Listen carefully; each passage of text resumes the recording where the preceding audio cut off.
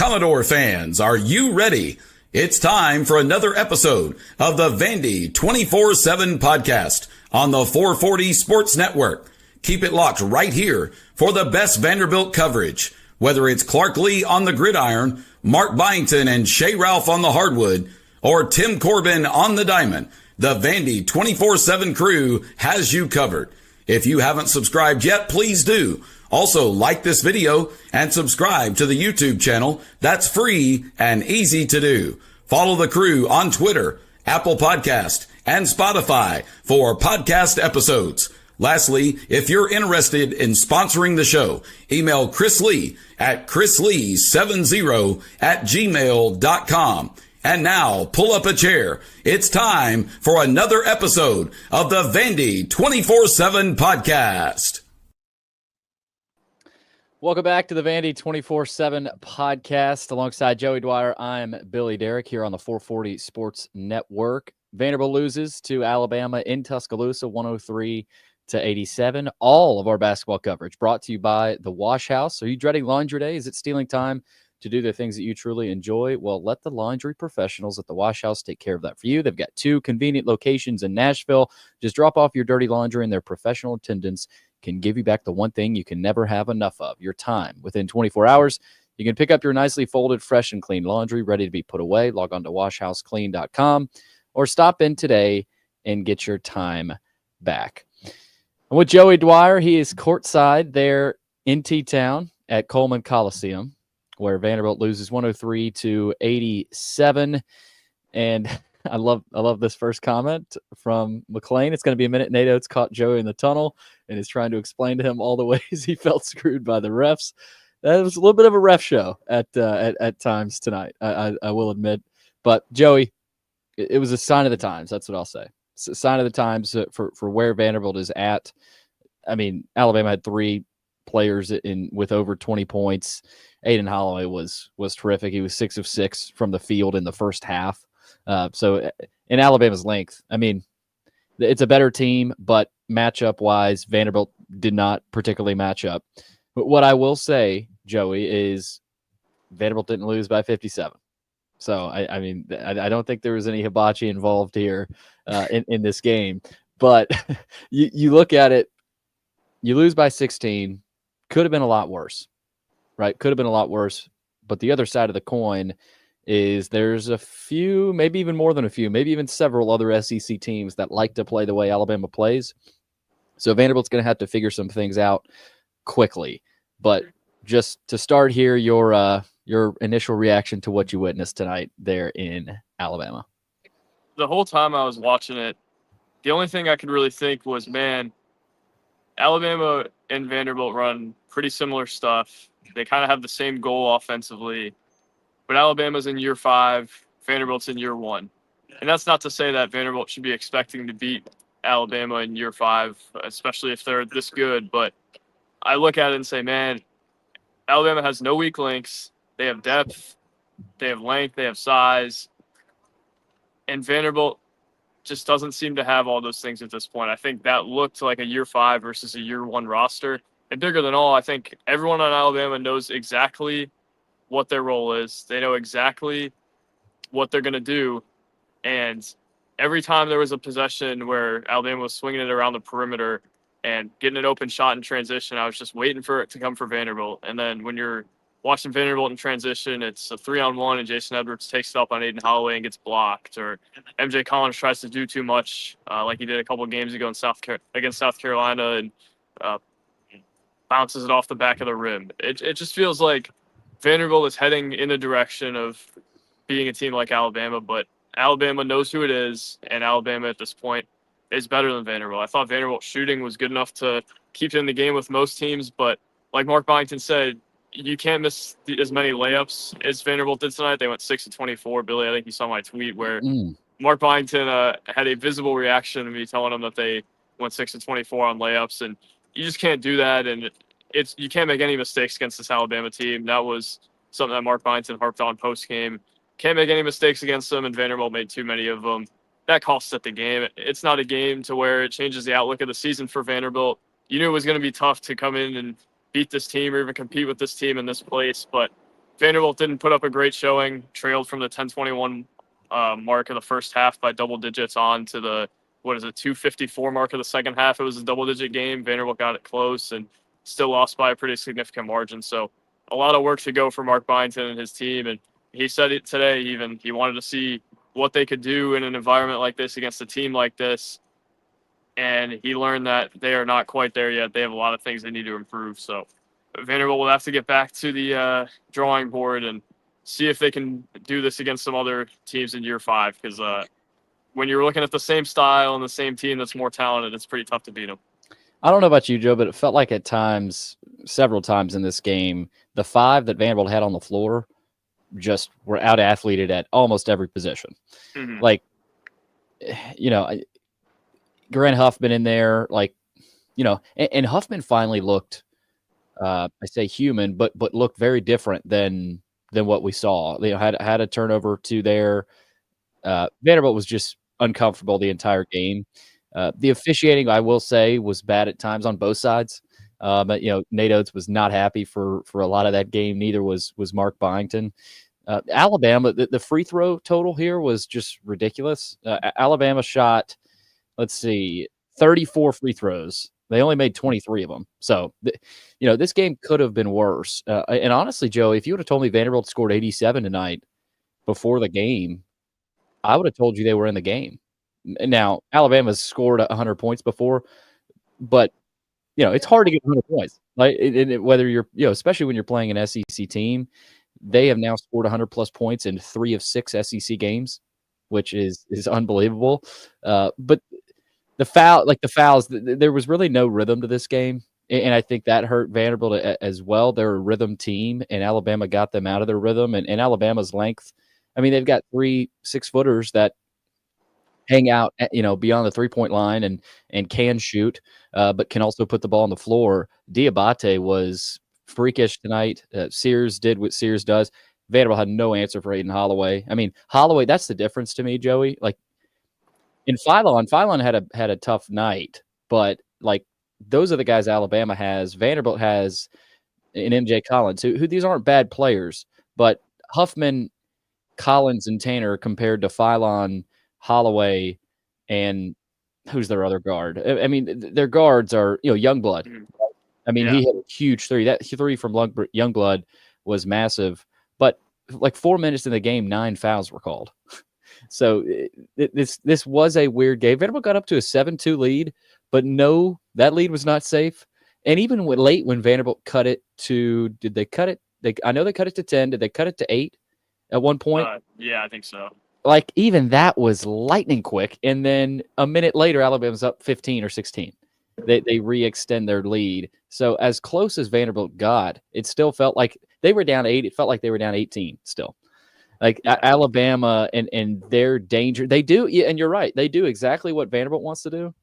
But we're looking into the future of what Vanderbilt could be. They're not there yet. And I think the rest of the season will tell us how close they are to being that. But right now, tonight signaled that they're not particularly close to being that.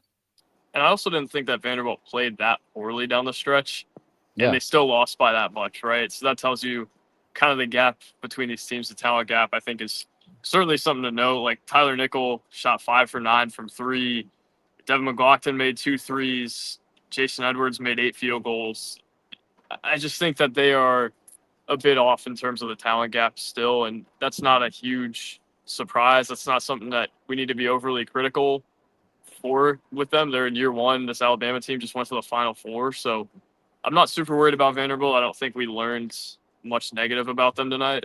I think they maybe got a little bit of a wake-up call after Saturday when they said they can compete with any team in the country. I think Jason Edwards said that after the game, and I'm sure they still believe that, but they come into a road atmosphere like this tonight, which wasn't even that great. It wasn't packed by any stretch. I think a lot of South Alabama is covered in snow right now, so that hindered some people from coming. But, Billy, it was weird because, they won the turnover battle. They were only out-rebounded by 5. You said that coming into the game, say that's their recipe for success. You shoot at 42% from 3, 52% in the second half. Say, man, they're probably in this game. And then you look at the other team, and it's a team that just went to the Final Four, got a lot of their guys back, They know how to play. They get in transition. They run. They block shots. And they just overwhelm Vanderbilt. And that's a really good team being a really good team in a place where they've lost 4 games in the last 2 years. That's what I attribute today to. And I don't know that I feel terrible about Vanderbilt at the moment. I also don't know that I feel great, but tonight is not the night to say the season's over or they can't make the tournament still. The big thing tonight, I thought, was they escaped without being a 20-plus point win for Alabama, and that would have really hurt Vanderbilt's net. Losing to the number 4 team in the country on the road, though, doesn't really hurt your resume all that much. It would have hurt if they got blown out, but they didn't, and I think more than you're looking for a moral victory, you're looking to help your resume, and that matters tonight, too. We know that they're far off from where Alabama is at this point. That's not a surprise. They were going to need Alabama to miss a ton of threes, and Alabama was just okay from 3. That was good enough for it to win by a lot. But story of the night, Billy, they're still far off from beating an Alabama, but this doesn't change the outlook of their season or anything along those lines. Yeah, I mean, like I said earlier, they this is the 3rd time they've put up 100 points against an SEC team. They beat Oklahoma in the first SEC game of the season by 30. They beat South Carolina by 20. They beat A&M on the road, which is a really good win. They did lose to Ole Miss at home, but then they come back, beat Kentucky at Rupp Arena, put up 100 on them. And then, they handle Vanderbilt. And I think we expected Alabama to win. The line was, 11.5. So, I don't think this is a disastrous win. We've got some people in the chat, saying, is Vanderbilt out of March Madness? No, they're not. They were I saw from somewhere today that somebody had them as a 9 seed. Somebody had them at a 10 seed. Lenardi, I think, has them as one of the last 4 buys. So right now they're still in the tournament, but you can't let 1 turn into 2, 3, 4, right? I mean, you've got to quickly, and I think, again, I said this yesterday, I think, or maybe 2 days ago to Chris, I forget when it was. I think it's good they played Tuesday. You get Wednesday, Thursday, Friday to watch film, to prep for Kentucky. And Brian makes a good point. Remaining schedule is really hard. I mean, you're in the SEC, and that's what happens. But Knox too tall right here. Vanderbilt got beat by number 4 on the road. Not going to freak out. I think that's what Vanderbilt fans should feel like. Don't freak out about this. Like, if you told me this happened this morning, this was the final score, I would have been like, okay, that's what I expected. But Joey, moving forward, what are some other things you learned about this team? And does this worry you going into Kentucky, or do you think with Vanderbilt being at home, that they can at least handle business? I say handle business. There's nothing handling business about Kentucky, but can they pull it off again, or did tonight show you some potential mismatches against Kentucky as well? Because Kentucky likes to play a lot like Alabama does as well. Yeah. First of all, I think I look at tonight as not a night to panic, also because the win over Tennessee kind of insulated them from having to worry a ton about losses like this. Now, if they start to stack up, then you worry about them a little bit, and they certainly might with the way their schedule looks, but you could afford to lose a game like this. You could have afforded to lose a game like this even if they had not beaten Tennessee, but they beat Tennessee. They're fine. What I learned tonight is they're not bulletproof, and we knew that already. What I also learned is that they've got a ways to go offensively against teams like this that are like this, because Tennessee's good. Don't get me wrong. Tennessee has size. Tennessee has length. They've never seen a team like this where they just have bodies flying at you. They have more physical guys inside than Tennessee. They have better guard play than Tennessee has. I don't know that they're a better team than Tennessee, but they're a worse matchup for Vanderbilt, and Vanderbilt has not seen a team that plays like that and plays together like that. That's something that matters to me at this point, and I still think Vanderbilt's trying to figure out what exactly this looks like for them offensively. I thought tonight there were too many selfish plays. It reminded me a little bit of the Drake game offensively, where they got down and they almost felt like individually they all had to get them back in the game individually. So I didn't learn a ton. I learned that some of their bad habits are starting to pop back up, but also their shot making is starting to improve a little bit. They're starting to improve on the glass a little bit. And I thought them only having 10 turnovers tonight, only being kind of a loose term considering the amount of possessions that this game had. I think that's why I say only 10 turnovers. And that matters too, because they're starting to take care of the ball. They're making shots. They're rebounding. that's a recipe for success against a lot of teams in this league and enough teams to where you can get in the tournament if you play like this every night. It's just, man, Alabama's so good, and they got in a hole. They need to stop starting so slow, but everybody starts slow here, right? Ole Miss winning here was the story of the week nationally because it's such an outlier. Nobody does that. Nobody comes in here and their center has 29 and 13 against Alabama, and Ole Miss did. Vanderbilt didn't, and that's all right. That's just what we thought would happen. That's the norm, and the win against Tennessee insulated them from that. So I don't think I learned a ton from tonight. I learned that they've still got room to go, and it could be trouble once they get down the stretch of these 5 games. But we knew that, and that doesn't necessarily mean they can't make the tournament still. They're fine, and we'll see where they go from here. But Bama is Bama. They have it all, and unless they shot 10% from 3, there wasn't a realistic path to Vanderbilt winning this game. So, Billy, that's what I got tonight. I don't think this is any game that I'm freaked out over. It wasn't a great environment tonight, but it's still a hard place to win against a team that is dang near impossible to beat here.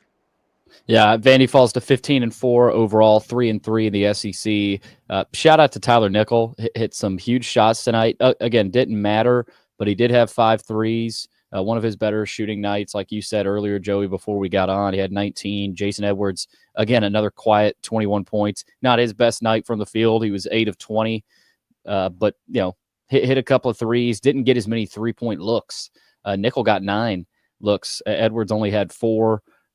You had 3 other guys in double figures, Hogard, McLaughlin, and Collins. Vanderbilt got into some foul trouble with Magnon and then McLaughlin. I thought the fouls hurt. Tanner did a little bit more offensively. Joey, I think you can take some things away from this game on the positive side. I think especially Nickel. Nickel feels like he's heating up right now, Joey, and I think that's great for Vanderbilt. But again, Kentucky is a similar type team to Alabama. I don't think they're as good as Alabama, but they're going to watch this Alabama tape and try to do the same exact thing. And Vanderbilt knows that. So that's going to be a tough game to win. And obviously we'll talk all about that, Joey. But Brian asks, how much does tournament committee take into account strength of schedule? And that's an interesting question. Jerry Stackhouse would have liked. Obviously not, but I'm looking at a strength of schedule rating here, and I don't know if this is the official one. But Vanderbilt's at 67 in the country in strength of schedule. That is from teamrankings.com. And again, I don't think there's a universal strength of schedule rating. I could be wrong there, but it's not great for Vanderbilt. Now it's going to get a lot better with as we get into SEC play. But Knox Tutal says, we don't have any bad losses. I've learned being a Vandy fan that the good wins don't mean much. It's 10 times more important to avoid the bad loss. Well, you're probably right, but there aren't really too many bad losses in the SEC. That's the thing. It almost is about your wins in the SEC as opposed to your losses. Teams are going to lose. You just can't lose too many, I think, if you're Vanderbilt. But again, fall tonight to Alabama. 103-87, 16-point loss. At least you didn't lose by 20. There's some positives, but again, kind of a taste of reality with where Vanderbilt's at right now. Joey's going to head back up to Nashville. We'll get Joey back on the podcast on Thursday, and then we will preview that Kentucky game on Saturday. But Joe, I'll leave it with you for some parting thoughts and look ahead to Kentucky on Saturday. Yeah, like I said, nothing I'm super worried about. I thought Nickel doing what he did was a big deal. I thought Vanderbilt taking care of the ball and making shots was a big deal. But also, you just learned that Alabama is a buzzsaw and Vanderbilt's not immune to running into those. The magic ended tonight for them, and they've got to find a way to get it back on Saturday. So I think that's a big game for them. But like I said, they've insulated themselves a little bit from having to have must-win games against big teams based off what they've done so far. Like you guys mentioned, they don't have a bad loss, and that matters throughout a lot of non-conference play. With most Vanderbilt basketball teams, there's a loss you look back at and are like, man, that could hurt them. And maybe the Drake loss is like that a little bit, but I don't really think so even. So they've got a lot to hang their hat on moving forward. And coming out of a lot of 15 to 20-point losses, you don't necessarily say that, but I think we'll make an exception tonight because that team is really freaking good. And they're playing them in a building where, like I said, they've lost 4 times since the start of last season. They made the Final Four last year, right? This is not the Alabama team that Vanderbilt only lost to by 3, and Jason Rivera-Torres had a great night against last year. This is a team that was engaged. They were ready to play, and they're really good. I think they're actually a little bit better than they were last year, and they were a Final Four team. So I'll leave you with that. Mark Byington didn't seem worried, and when that guy's not worried, I don't know that I'm worried, because that guy's always worried about something. So I'll leave it be for now, and maybe this one is one that you'd like to have down the line. But I think if the difference in your NCAA tournament resume is beating number 4 Alabama on the road or not, you don't have a very good NCAA tournament resume. That's Joey Dwyer live from Tuscaloosa after Vanderbilt loses to the Crimson Tide 103-87. Up next Saturday, 1:30 tip-off, Vandy in Kentucky on ESPN. Should be fun. We'll preview it the rest of the week. But Joey, safe travels. Appreciate you hopping on, and appreciate all you guys hopping in here to another episode of the Vandy 24/7 podcast. Again, Alabama 103, Vandy 87. Saying so long alongside Joey Dwyer. I'm Billy Derrick.